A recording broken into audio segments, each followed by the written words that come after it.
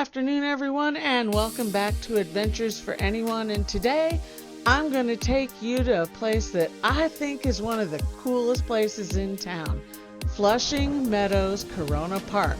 Now, you catch the 7 here. You can catch it at Grand Central Station, which is where I normally come into the city.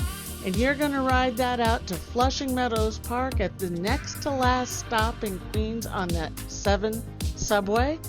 And you are going to walk up and over all the roadways. You can see the Mets play out there at Citi Field. They're out there a good portion of the year. You've got the railroad yards out there. You've got bus yards out there. There's a Long Island Railroad station if you come out that way or you want to transfer to it to go on out to Long Island. But let's get down to this park. It's home of the U.S. Open, and here you have the Billie Jean King National Tennis Center, you have the Louis Armstrong Stadium, you have the Grandstand Stadium, and you have the biggest tennis stadium in the world in the Arthur Ashe Stadium, and that's all at Chase Center, and that is where you see the U.S. Open every year. This park is a lot about that. But that is not all about this park. This thing is 646 acres. It's a huge, huge place. It used to be a giant wetlands, and they decided to make this something magnificent back in the 1930s, and it opened as the home of the World's Fair 1939. It also was home of the World's Fair in 1964, which is where the relics that you see all around the park are from. Like the Freedom of Human Spirit statue here in front of that Arthur Ashe Stadium. And you'll see many others around the park. It is a beautiful park. And you see the Unisphere here, which was the centerpiece of that 1964 World's Fair.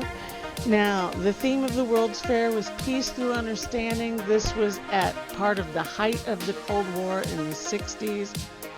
Communism was a horrible thing. Everybody was duck and covering over weapons of mass destruction. It was a crazy time, and then they had this World's Fair in this giant park in Flushing to kind of bring people together. And if you want to know more about the 1939 World's Fair, which is where TV was first opened to the public, or the 1964 World's Fair, the Queens Museum here has all kinds of things from those times, and you can go there and see them. Now, if you like watching movies, which I do, certain movies will come to mind right here. And I'm not going to mention them because I don't want to get thrown off of YouTube. But if you ever wanted to chase a giant bug up a tower, here's the observation decks left over from that 1964 World's Fair. And if you notice, there's scaffolding around them. There are people working on them. They mean to refurbish these and open them up with a restaurant and observation decks. And they intend to do this by next year, 2026. I don't know about the rest of the world, but I can't wait. And down below the towers, you have the Queen's Theater. Now, the Queen's Theater's been there for many, many years. Ever since that World's Fair, it's home to many kinds of performances. It's a very integral part of the community here in Queens. It's been functioning ever since that time, functions still today. Now, out behind the complex with the theater and those observation towers, you have this. And this was, during the World's Fair, called the Tent of Tomorrow, and it had a top on it at the time.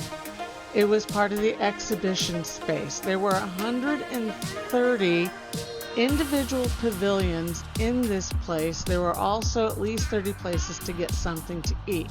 You see those walkways across the way back there behind the skate park. Those go across all the highways that go around this, interstates, expressways. The park is actually surrounded by traffic.